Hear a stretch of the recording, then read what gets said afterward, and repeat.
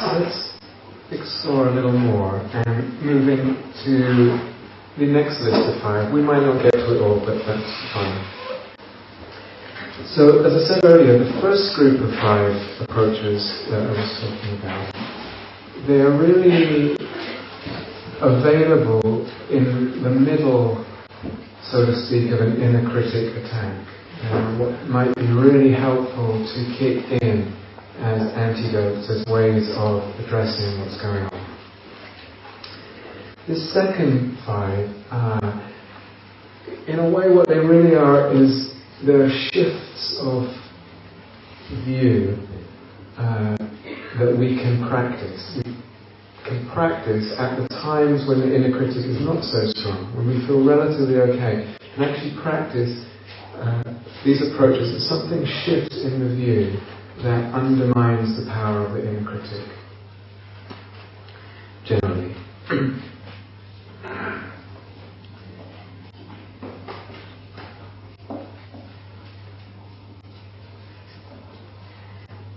So it's a feature of the inner critic just as much as it's a feature of the self in general. Now, what the inner critic really, one view of what the inner critic really is it's a kind of manifestation of the self-belief, of the self-view of the ego structures. So it's a generalized manifestation of self-view in a certain form. Self-view, in other words, just a feeling that I am a self and I'm a particular kind of self, whether that's a fantastic self or a terrible self or whatever it is, or this kind of self or that kind of self, that has a particular way of functioning. That's true across the board.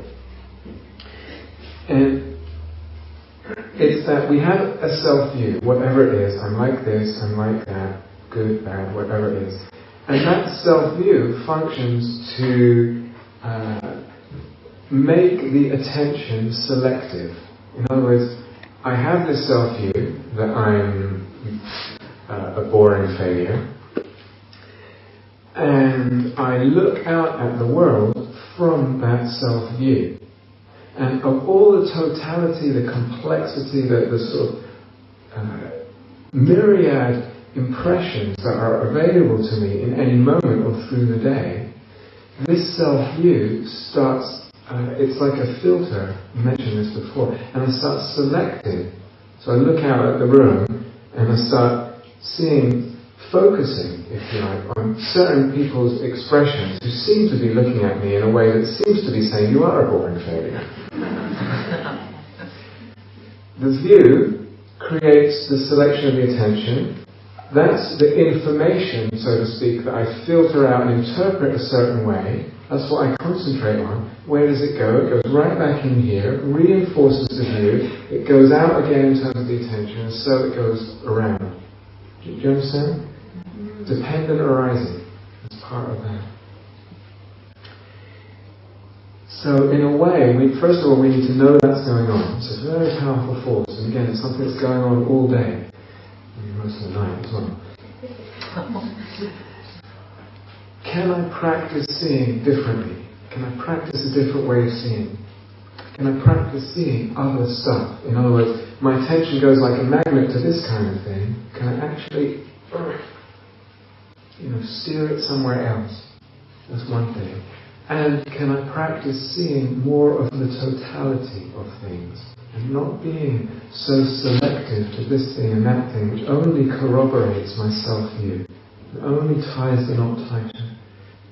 There's something about practicing putting the attention in different places and seeing more of the totality. In a way, those two movements are part of what meditation is.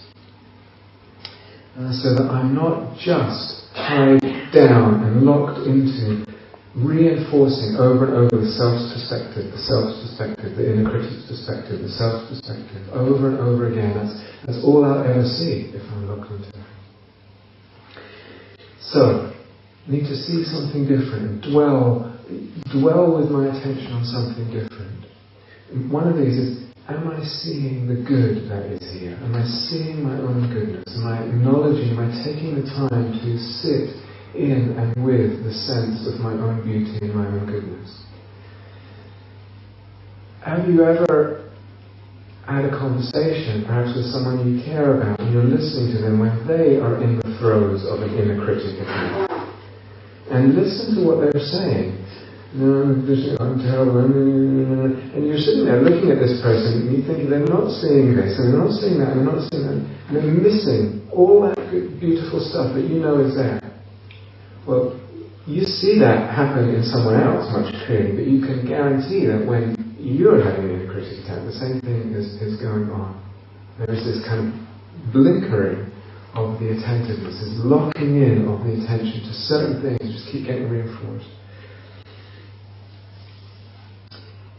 So what would it be to really sit in, we say in the Dharma, incline the mind, incline the awareness, to dwell in a recollection, an acknowledgement, an admittance of our own beauty, and what is beautiful within us, the beautiful qualities within us, that which is lovely within us, which is there, totally is there.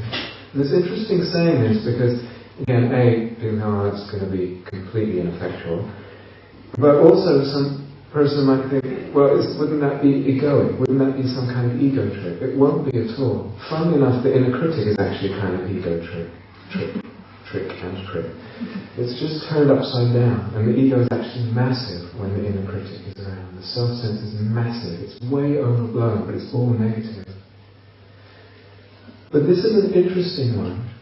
I have to be careful what qualities I acknowledge and what qualities I kind of choose to celebrate and to dwell in acknowledgement of. The cultural pressure will be for worldly qualities. What kind of car do you drive? What kind of what do you do for a living? Where's your social status and all that? And again, it can feel like I'm not influenced by all that. I don't buy into all that. But we live in that culture where that is what determines people's opinions of each other oftentimes, in terms of celebrities and all that. What would it be to respect ourselves for the right things, for the important things? So, for our ethics, for instance, you don't open a newspaper and there's a whole list of parallel celebrities who get celebrated for their ethics or their care of ethics. It doesn't register in most people's consciousness as something that's worthy of bowing, worthy of devotion, worthy of celebrating, unless someone really does something in flagrant violation of sort of agreed upon ethical codes. Or even not even ethics, but my intention to live ethically, or inquire into what it means to live ethically, to explore that. Just that those intentions come up in me is something extraordinarily beautiful. That I care about that, and I have an intention to kind of, especially in these days with globalization, very complex ethical issues, that I care about trying to navigate through that in some way. Very few, it won't put you in the newspaper, it won't make you famous, it won't make you rich, but there's so much more beauty in that than any of that other junk that we can very easily be kind of brainwashed into believing that this is what we should be respected for. The intention to cultivate qualities of mind like kindness, like goodness, like concentration, all of that. These are beautiful, what the Buddha called noble intentions. Something so worth celebrating.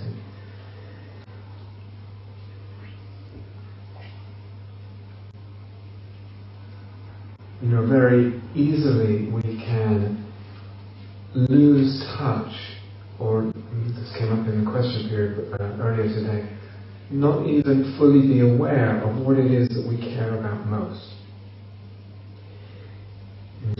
People tell, occasionally someone says, I was at this party and I looked around the room and because so-and-so played amazing guitar and the other person, they'd just published a book and so-and-so was a great juggler and whatever it is.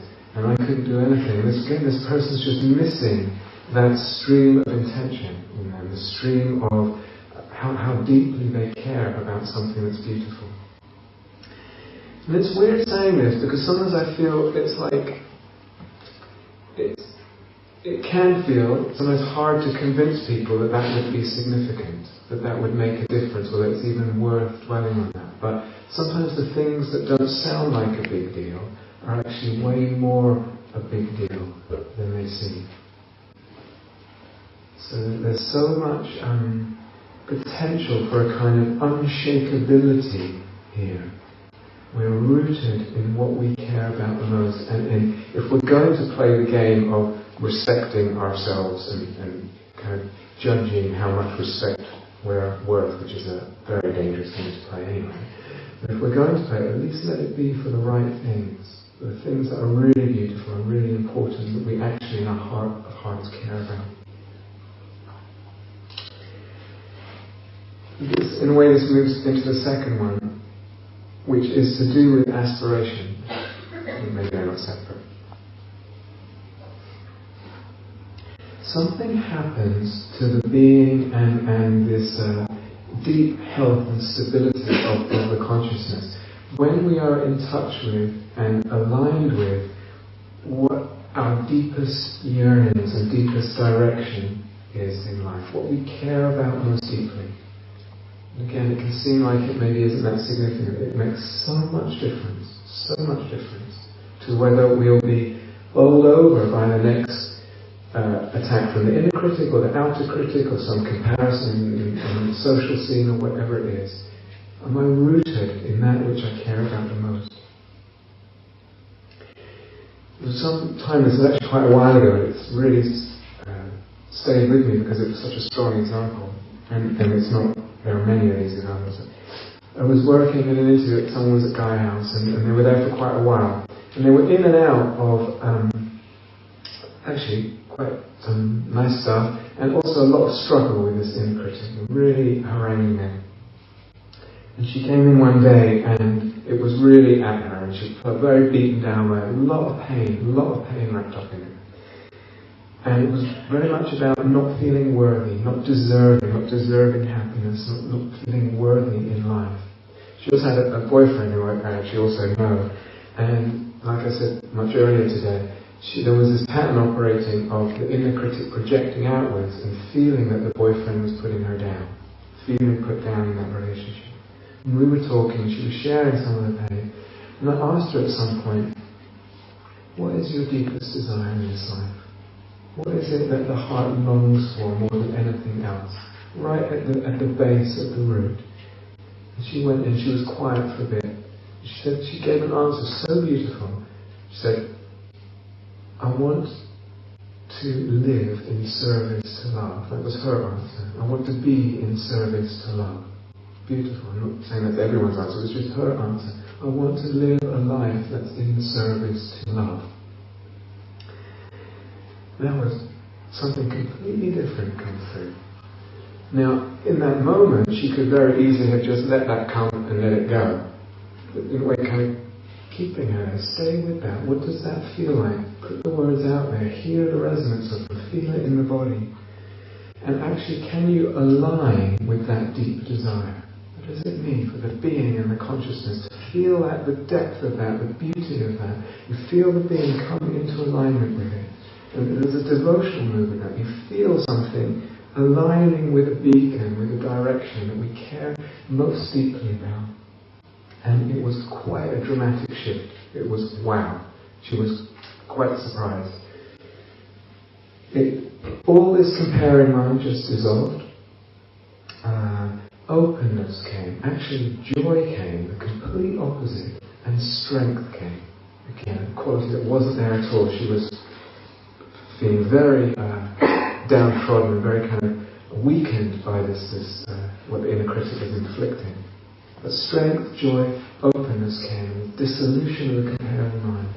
Very, very strong. Radiance came. Quite dramatic. Now, it's not, of course, that it was just a one-off, right, that's fixed it, that's the end of the inner critic for her, for the rest of her life. But again, she discovers something.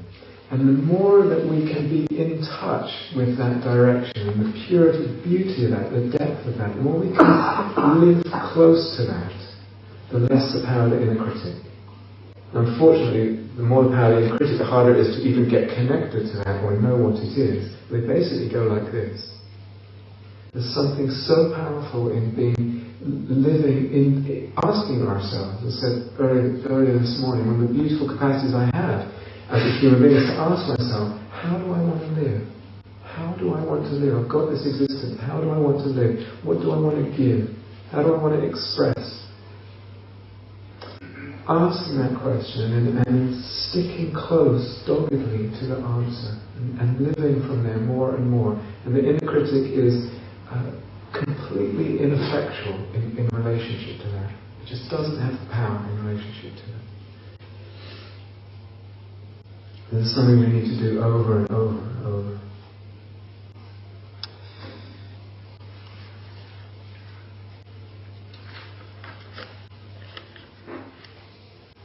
The third one has to do with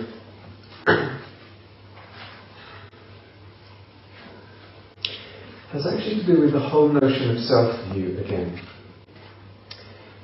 So sometimes people ask me, what is insight meditation? What is this thing, insight meditation? Is it like a technique or like a certain thing? To me, it's actually, if I sum up, it's actually learning to see differently, learning to look at experience, to relate to experience differently, and to look and see and relate in ways that take the suffering out of experience, that drain the suffering out of experience. That's insight meditation. There's many different ways of looking, many different ways of relating. Unfortunately, a lot of the time in our life we look and relate and see experience in ways that actually bind the suffering there, that create more suffering. Insight meditation is actually learning different ways of looking that decrease the suffering. Now, one of these is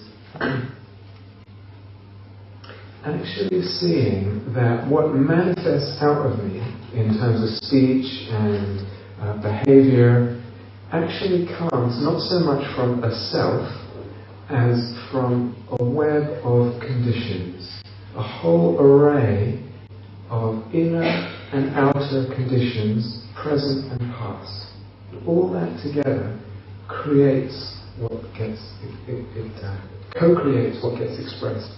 So, you're working in the office or at work and you say something to someone or you make a mistake in some way, perhaps in how you speak to someone or in some administrative task, whatever it is. And very easily the self gets judged. We make a conclusion about the self. I'm rubbish, I can't do it, I. Make a conclusion about the self, rather than seeing this action, what came together out of this whole web of conditions coming together. Maybe I was tired, maybe there was a lot of pressure on me, maybe all kinds of things, inner, outer, present and past, come together and whoop, comes the action, not the self. Where is this self? So something happened, I can't remember what it was only a couple of months ago, and I was going to one of these day-longs, just like this, somewhere else. And it must have been the autumn, I think. And I was leaving on a Friday to go and get the train to teach a day-long. And I had worked in the morning on the Friday and actually tried to do too much. So got a little bit late and then rushed to get my things together, get in the car, go towards the station. Halfway towards the station, the train tickets. So I rummaged in my bag in the country lane, no train tickets. They're in my desk. Back to Gaia House and found them in my desk. By this point I was really quite late. So driving like a complete maniac through the country lanes, and you have to park quite away from the station and then walk, or in this case run to the station. So I parked and then I ran to the station. Train was late anyway. Got to the station, was waiting for the now late train, and then thought, oh, did I close the car window? And I couldn't remember. Now, technically, the reason I couldn't remember, technically speaking, is because there wasn't enough mindfulness in the moment of leaving the car to remember, mindfulness and memory connect, to remember, there wasn't enough presence to remember, did I close the window or not? So, I'm sharing this story for two reasons. One is to puncture a view, perhaps, that mindfulness is the point of the path. The point of the path is freedom. Freedom comes from deep understanding being absorbed and digested. And one of the things that leads to deep understanding being absorbed and digested is mindfulness. One of the things. If I make the whole path about mindfulness and being in the moment or being with what is or whatever it is, I've actually missed the point of what the path is. So I say that just, because I could have a reaction, well, I shouldn't be teaching the Dharma if I can't even be mindful enough to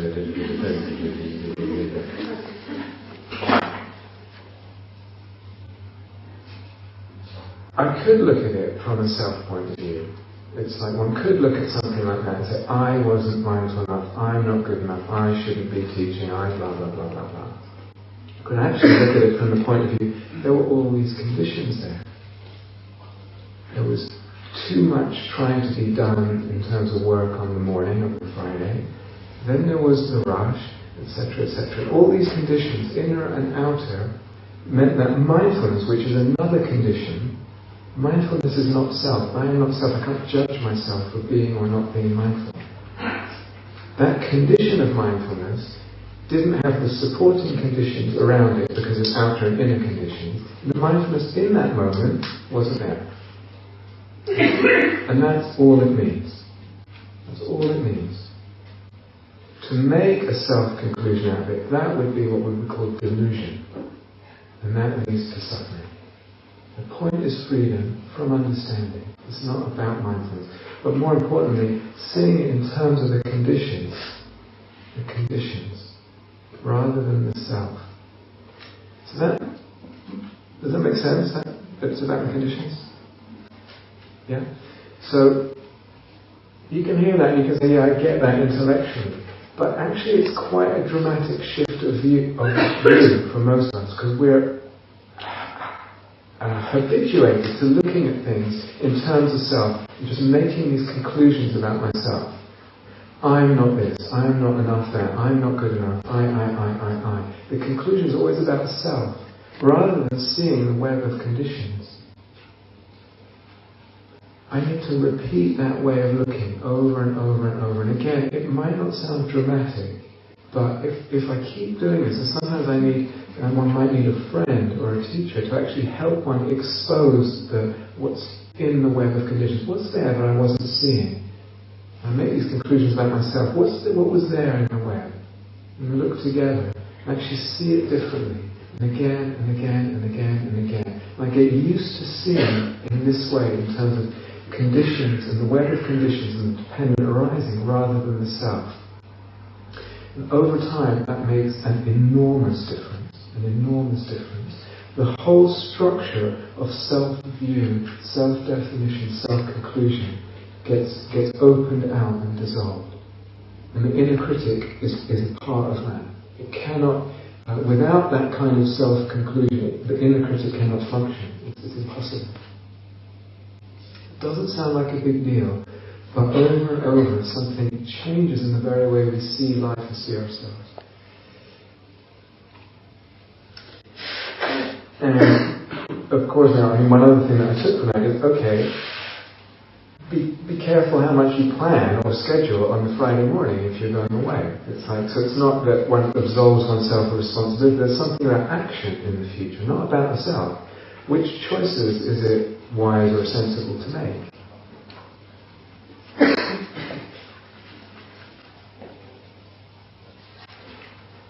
You understand? Yeah. It's a very simple example, but we do this a lot, and it's impossible for the suffering of the inner critic to be there without this kind of wrong conclusion making. The attention is too tight, too locked into certain specifics and making conclusions that are not actually true. and not seeing the bigger picture. Okay, I'm going to skip one and move to the last one. I think I said earlier, but the inner critic and the pain of the inner critic, actually the functioning even of the inner critic, it relies on a certain kind of relationship with thought and the thinking mind. And it relies specifically on our gullibility in relationship to thought. In other words, we tend to believe the thoughts that go through our mind. We tend, just because I have a thought, and oftentimes a charged thought, which is a painful thought, it's a charged thought about myself, I tend to believe that. Something's got very locked in the relationship with thought. That gullibility is locked in there. So if I can kind of cut that automatic believability of thoughts, if I can take away some of that unquestioning authority that we give to thoughts, that undermines the whole edifice of the inner critic. So I just want to offer a practice. It's like another way of practicing that can be very useful for this. And we did the standing meditation this afternoon. I said, you can do this sitting down or standing, it doesn't matter. So be in the body, feel the body's sensations. Maybe you feel them in one point. I'm talking about a specific kind of meditation practice now. Not so much when the inner critic is strong, remember the second bit. Feeling the body's sensations, and then one opens up the awareness to the field of the whole body's sensations.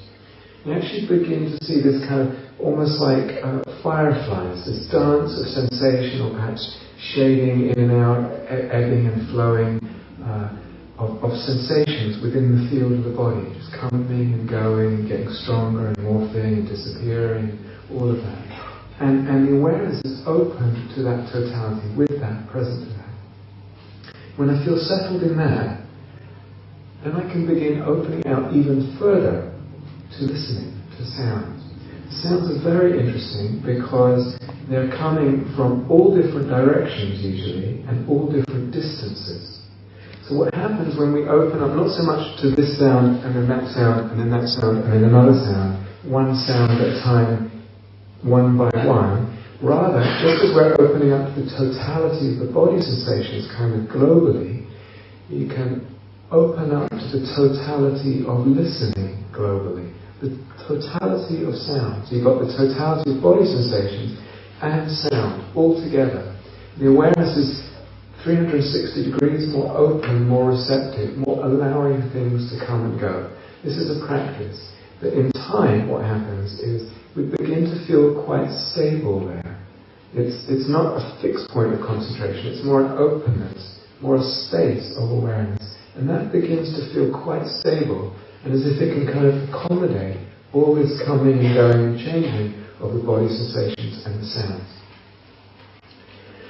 Very naturally, almost without even trying, if you hang out in that space long enough with the sounds and the body sensations, it will start to include thoughts.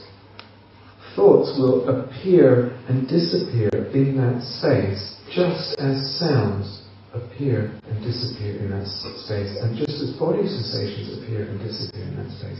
And if you really hang out, it all becomes much of a muchness. It's like just kind of phenomena, whether it's body sensations or sounds or thoughts.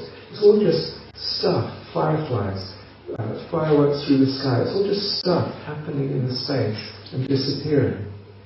What one's really practicing then is a kind of spacious allowing of things to be born, live and die. When that's there, it's practice. Everything I'm saying today is practice. In other words, a talk is only as good as how much a person practices it. You might be impressed by a speaker or bored by a speaker, but it doesn't matter, it's completely irrelevant. What matters is taking something on board, using it and finding a way that burrows to freedom. So this is a practice and it develops over time. But eventually, once in that space, got a very different relationship with thought and the thinking mind. just easy come, easy go. They come like micro events, like fireflies, instead, like shooting stars, whatever you want to say. And there's spaciousness around. They kind of go by. We see it ephemeral and insubstantial. And I don't have to believe it. There's space around thought, which is usually what is not there. And when the inner critic is functioning, it's definitely what's not there. There's not space around the thinking mind and the thoughts. And the more I can hang out in that space, this is when the inner critic is not strong, remember. The more I can hang out in that space, something over time begins quite radically changing my whole relationship to the thinking mind. And I see, I don't have to believe all this stuff. A thought is actually just a thought. It's just like an impression in awareness. And if I hang out in that and hang out in that, it's like that wisdom, that insight begins to seep into the heart and into the being. And over time, my whole relationship with thought gets changed. That even in the thick of the battle, even in the thick of the inner critic attack, actually it gets undermined because it relies, as I said earlier today, the inner critic relies on us believing thoughts. And pull the plug on that. Gradually that drains out my belief, my gullibility in relation to thought. And the inner critic has nothing to stand on, no legs to stand on. Because I know I've absorbed the insight that a thought is just a thought. It's come through that spaciousness of awareness.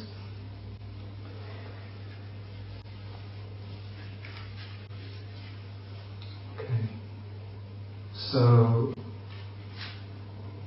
just going back to what I said this morning.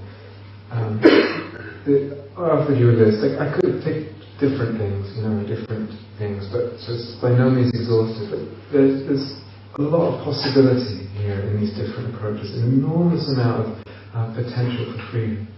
And I said this before, but I want to say it again. The movement from feeling imprisoned by the inner critic to really being free in relationship to it and ending it. That is completely possible. It's completely possible. And I don't usually, this is a style of teaching, I don't usually share about my practice when I teach. But I will say that I have made that journey. And so when I say it's possible, I mean it, I know it, because it's something that's happened. Something that's happened through practice. It's just a matter of finding the right ways of approaching it. It might be slightly different, the kind of different practices that different people cobble together to make a powerful package that delivers that freedom. And it's interesting, for some people, I've worked with people that literally from one day to the next, the inner critic was there, was doing its thing, and the next day, because of a deep insight, deep cutting, it's gone, and it doesn't come back.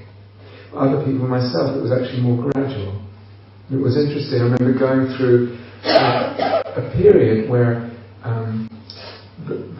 the words of inner criticism, you're failure, they would still come up for this period, but they had been drained of all power. So it was almost like just running on an empty momentum.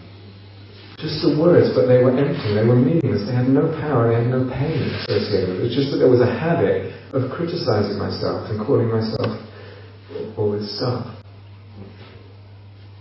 Meaningless and without power. Eventually, even the words stopped coming up. Even that stopped manifesting. And even beyond that, very possible to get to the point, it no longer comes up, but we even know, we absolutely know for sure that it cannot come up, it cannot manifest.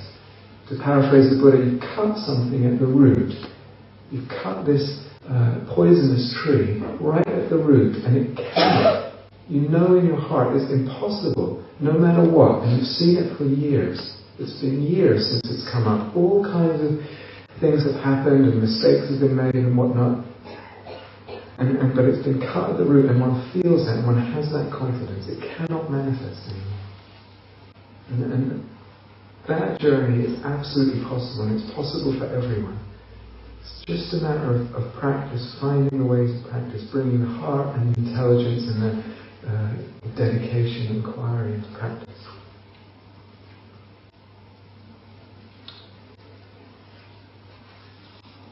Okay, let's have maybe a little quiet time together. Thank you for listening. To learn how you can support the teachers and Dharma